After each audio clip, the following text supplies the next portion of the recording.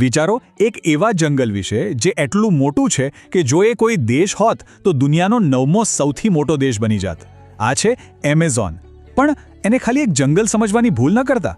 આ તો ચરમસીમાઓની દુનિયા છે. અહીં સુંદરતા અને ભય બંને એકસાથે શ્વાસ લે છે. તો ચાલો આપણે સાથે મળીને એના કેટલાક સૌથી અકલ્પનીય રહસ્યો પરથી પડદો ઉઠાવીએ.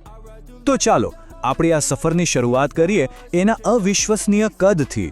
આપણે વારંવાર કહીએ છીએ કે વિશાળ જંગલ, પણ આખરે આ જંગલ છે કેટલું મોટું? એટલું મોટું કે એને પૃથ્વી પરની એક અલગ જ દુનિયા કહી શકાય. 5.5 મિલિયન ચોરસ કિલોમીટર, 55 લાખ ચોરસ કિલોમીટર. આ આંકડો સાંભળવામાં જ મોટો લાગે છે, પણ એની વિશાળતાનો અંદાજો લગાવવો પણ મુશ્કેલ છે. એમ સમજો કે આખા ભારતીય ઉપખંડને આ જંગલમાં મૂકી દઈએ ને તો પણ થોડી જગ્યા ખાલી રહેશે. આ કોઈ સાધારણ જંગલ નથી. આ તો જાણે પૃથ્વી પરનો એક જીવંત મહાદ્વીપ છે. ચાલો આ વિશાળતાને થોડી વધુ સરળ રીતે સમજીએ. કલ્પના કરો કે ભારત જેવા બે દેશો આખા આ એક જ જંગલમાં આરામથી સમાઈ જાય. અને હા, આ કોઈ એક દેશની સરહદમાં બંધાયેલું નથી. આ મહાકાય જંગલ તો 8 અલગ અલગ દેશોમાં ફેલાયેલું છે. સારું, તો આટલું મોટું તો છે, પણ એનું મહત્વ શું? આ જંગલ આપણા ગ્રહ માટે આટલું બધું જરૂરી કેમ છે? તમે સાંભળ્યું જ હશે કે એને પૃથ્વીના ફેફસા કહેવામાં આવે છે. પણ આવું મોટું બિરુદ એને શા માટે મળ્યું હશે? કારણ કે અહીંના આંકડા ખરેખર મગજને ચકરાવે ચડાવી દેવા છે. વિચારો, 40,000 કરોડ, હા 40,000 કરોડથી પણ વધારે વૃક્ષો, અને આ એક જ જંગલ પૃથ્વી પરના કુલ ઓક્સિજનનો 20% હિસ્સો પેદા કરે છે. મતલબ કે આપણે જે 5 શ્વાસ લઈએ છીએ એમાંથી 1 શ્વાસ તો સીધો એમેઝોનમાંથી આવે છે. આ તો જાણે જીવનનું એક સ્વતંત્ર સામ્રાજ્ય છે, એક એવી દુનિયા જ્યાં બધું જ એકબીજા સાથે જોડાયેલું છે. ચાલો હવે આપણે આકાશમાંથી આ વિશાળતા જોવાનું બંધ કરીએ અને ખરેખર જંગલની અંદર જઈએ. જરા આંખો બંધ કરીને કલ્પના કરો કે જમીન પર વાતાવરણ કેવું હશે. સૌથી પહેલી વસ્તુ જે મહેસૂસ થશે એ છે ઉપર છવાયેલી ગાઢ કેનોપી. વૃક્ષોની એક એવી લીલી છત જેણે નીચે પોતાની એક અલગ જ દુનિયા બનાવી રાખી છે. આ કેનોપી કેટલી ગાઢ છે ખબર છે? એટલી ગાઢ કે જ્યારે ઉપર વરસાદ તૂટી પડે ને ત્યારે એ વરસાદના ટીપાને જમીન સુધી પહોંચવામાં પૂરી 10 મિનિટ લાગી જાય છે. 10 મિનિટ! જાણે કે કુદરતે પોતે જ એક વિશાળ લીલી છત્રી ખોલી રાખી હોય. અને આ જ ગાઢ કેનોપીનું પરિણામ એ છે કે સૂરજનો પ્રકાશ જમીન સુધી પહોંચવા માટે તરસતો રહે છે. એ અહીં એક દુર્લભ મહેમાન છે. એટલે કે બળબડતા બપોરે પણ જંગલની જમીન પર એક અજીબ સંધ્યા જેવો માહોલ છવાયેલો રહે છે. પડછાયા અને આછા પ્રકાશની એક રહસ્યમય દુનિયા. પણ આ સુંદર દેખાતી શાંત દુનિયામાં અનેક જોખમો છુપાયેલા છે.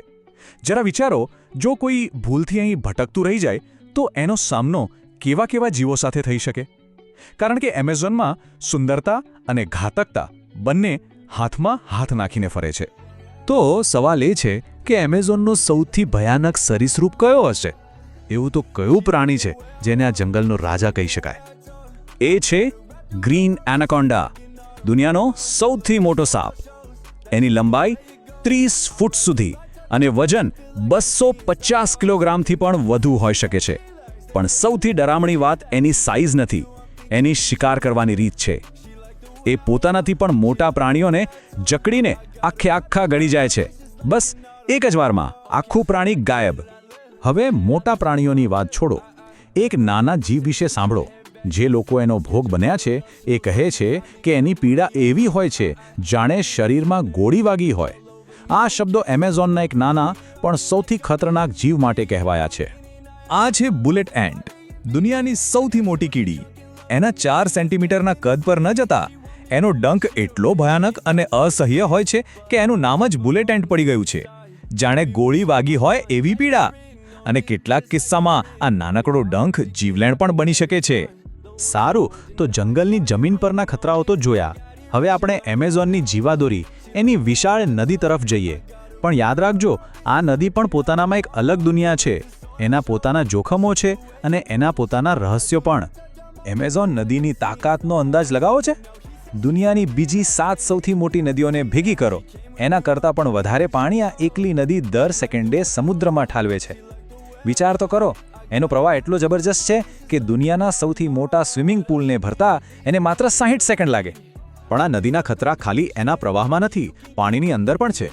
શું એવી કોઈ માછલી વિશે વિચારી શકાય જે વીજળીનો ઉપયોગ કરતી હોય, શાબ્દિક રીતે કરંટ આપીને મારી નાખે?